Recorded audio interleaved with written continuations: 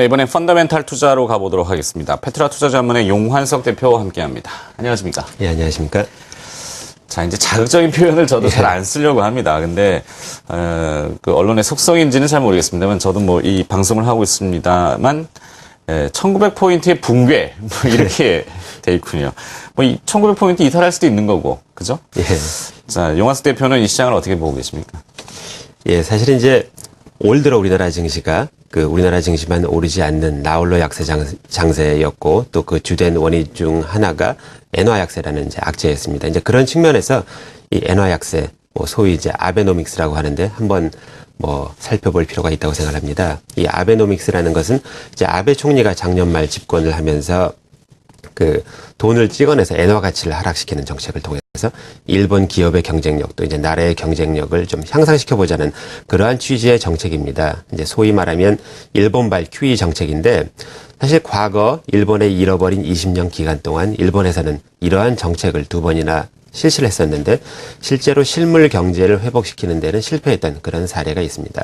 그런데 어쩐 연유에서든지 이번에는 성공할 것이라는 기대감에 그 일본 엔화가 약세가 단기간 내에 이제 가치가 하락을 하고 또 증시가 상승을 했는데 아무래도 이러한 움직임에는 글로벌 헤지펀드들의 영향이 큰 것 같습니다.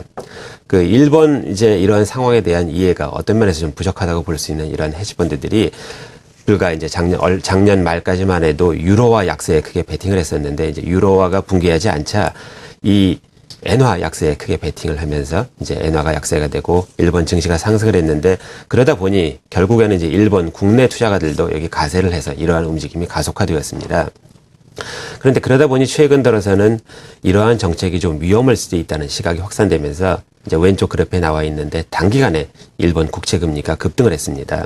이제 위기감을 느낀 일본 정부가 아무런 조치를 취하지 않자 현재 엔화 가치가 다시 상승을 하고 또 일본 주가가 하락을 하기 시작을 하였습니다.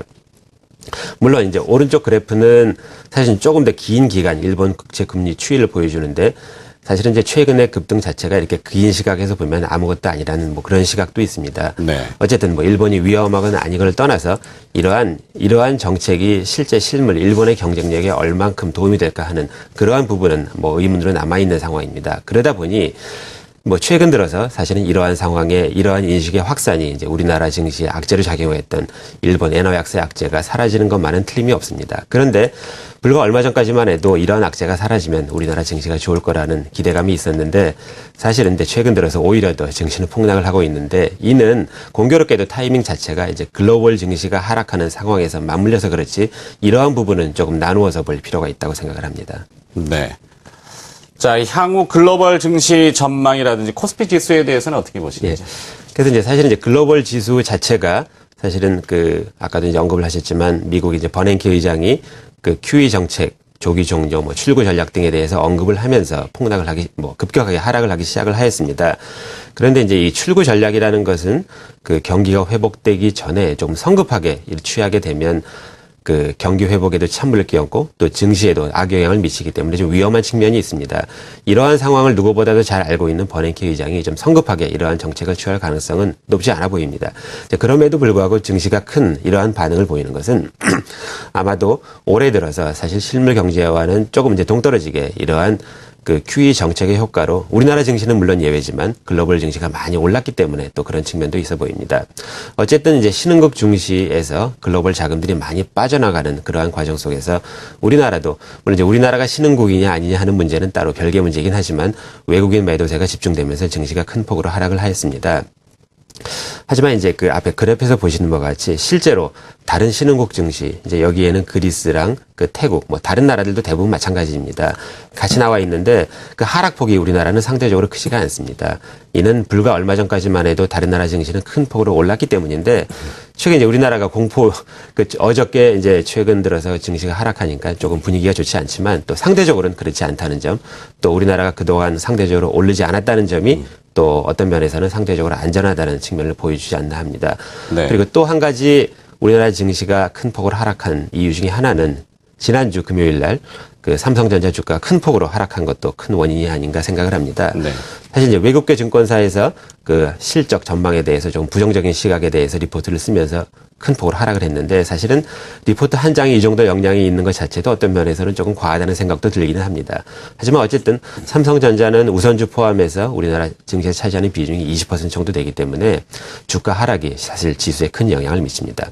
그런데 이 삼성전자의 스마트폰 분야는 보통 다른 우리나라의 대형주하고는 조금 다른 특징이 있습니다. 일반적으로 우리가 주식을 얘기할 때 대형주, 개별 종목 이런 얘기를 합니다. 그런데 그 개별 종목의 정의가 무엇인지는 사실 정확하지는 않지만 일반적으로 대형주는 크게 이제 경제 상황을 나타내고 개별 종목은 그 회사 고유의 뭐 이제 그런 의미로 쓰이는데 이제 그런 의미가 맞다고 생각하면 삼성전자는 공교롭게도 제일 큰 회사지만 그러한 특징을 좀 가지고 있습니다. 예를 들어서 다른 대형주, 뭐 정유, 화학, 조선 모든 부분들이 세계 경제, 우리나라 경제에 영향을 받고 또 많은 회사들이 실적에 영향을 받습니다. 또 반대로 그 회사의 실적이 이런 경제 상황을 나타내지만 스마트폰 분야는 좀 다른 특징이 있습니다. 예를 들어서 스마트폰 분야가 계속 성장한다는 것은 틀림없는 사실이고 또 모바일도 마찬가지입니다.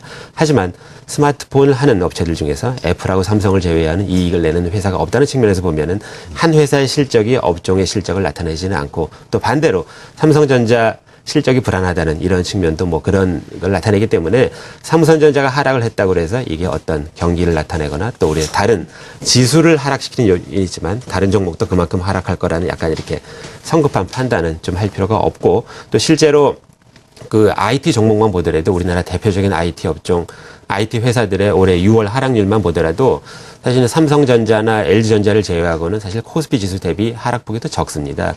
그 이유는 이 LG전자나 삼성전자 스마트폰 분야, 이 부분에 회사 경쟁력에 대한 어떤 부정적인 시각이 들어가서 그런 거지 이게 IT 쪽 업황을 나타내는 것도 아닌 그런 것을 나타내고 또 어떤 면에서 보면 삼성전자 실적 자체도 뭐 중국 업체 경쟁 이런 부분도 과거에 이제 삼성전자 밸류에이션이 낮은 것 자체가 이미 반영된 측면이 있기 때문에 약간 네. 과한 측면이 있습니다. 그런 면에서 우리나라 증시가 상대적으로 최근 하락을 하였지만 엔화 약세, 악재가 사라지는 것도 틀림없는 사실이고 또 최근에 이제 글로벌 증시 뭐 이렇게 비교해 볼 때는 상대적으로 또 조금 덜 하락한 벽이 있기 때문에 네네네. 또 이런 상황에서 너무 이렇게 휘둘리지 않고 뭐 좋은 회사 잘 찾아서 주식 투자를 하면은 그 문제가 없다고 생각합니다. 그렇습니다. 자산 버블의 붕괴. 뭐 올라간 게 있어요, 붕괴. 예, 그렇죠. 그죠? 예, 그 맞는 말씀이신 것 같습니다. 뭐 코스피는 계속 3년째 지금 뭐 1900 중심 아니겠습니까? 예. 자, 이럴 때는 그러면 사실 IMF를 겪으면서 또 이 서프라임 모기지 사태의 금융위기 겪으면서도 존속하는 기업, 그리고 잘 건실한 기업들이 분명히 있어요. 예. 그죠? 그런 걸 우리가 찾아야 되는데, 그럼 오늘 관심 가져볼 만한 기업들은 어떤 기업을 보고 계신지? 물론 주식 투자라는 게 기본적으로는 경쟁력 있는 회사에 투자를 하는 것은 뭐 원칙적입니다. 하지만 특히 이제 요즘과 같이 경제 상황이 좋지 않거나 특히 이제 주식시장이 불안할수록 더 강조돼야 하는 그러한 상황이라고 생각을 합니다. 그런 측면에서 그런 회사 중에 하나가 이제 고려아연입니다. 이제 고려아연은 우리나라에서 영풍과 더불어서 그 아연을 재련하는 그 시장 점유율이 80%가 넘을 정도로 국내 1위의 업체입니다. 이제 그런 면에서 한번 관심을 가져볼 만합니다. 그런데 이제 고려아연의 대주주는 영풍이라는 회사인데 이제 영풍의 지분 구조를 한번 살펴보도록 하죠. 그 영풍 자체도 고려아연보다는 작은 회사이지만 이제 같은 업을 하고 있고 또 고려아연의 지분을 보유하고 있습니다. 또 이 회사 말고도 영풍은 PCB 산업에 관련된 자회사를 몇 개 가지고 있는데 이 회사 가치들을 보면은 이제 다음 이제 화면에 보시면은 이 영풍 본업이랑 이 고려아연의 가치 이제 매출이나 이익 이런 측면에서 결혼할 때 이 가치가 사실은 PCB 사업에 대비해서 훨씬 큰 비중을 차지하고 있습니다. 80%가 넘는데 네. 이제 그런 면에서 보면은 PCB 사업이 좋다고 하더라도 이 주가 자체가 크게 다른 방향으로 움직이진 않아야 하는 그런 상황입니다. 이제 그럼에도 불구하고 올해 이제 영풍의 주가는 많이 오른 반면에 고려아연의 주가는 사실은 정체 상태에 있습니다. 네. 이게 화면이 네, 지금 고려아연의 예, 주가 예, 흐름이군요. 무겁네요. 예, 그래서 이제 그런 측면에서 한번 관심을 네, 가지고 뭐 아연이나 예. 금 얘기만 나오면은 고려아연 얘기가 예. 겹쳐서 나는데 너무 그렇게 단편적으로 해석할 것이 아니다 이런 부분이죠. 예, 그렇습니다. 한 종목만 좀 더 예. 기업 들어볼까요? 예. 그래서 이제 사실 이제 종목이라기보다도 또 이럴 때일수록 또 관심을 항상 갖는 게 배당입니다.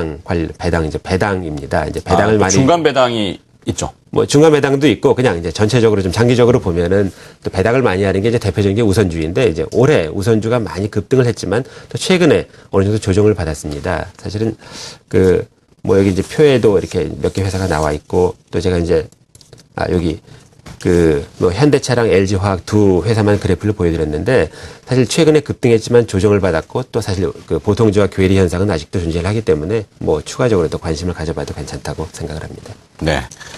여기 요점은 이제 뭐 시장이 이렇게 막 전체를 가지고 해석하거나 이럴 때는 또 기본에 충실하자라는 그 아주 원론적인 얘기입니다만 다시 한번 상기시켜 주셨습니다.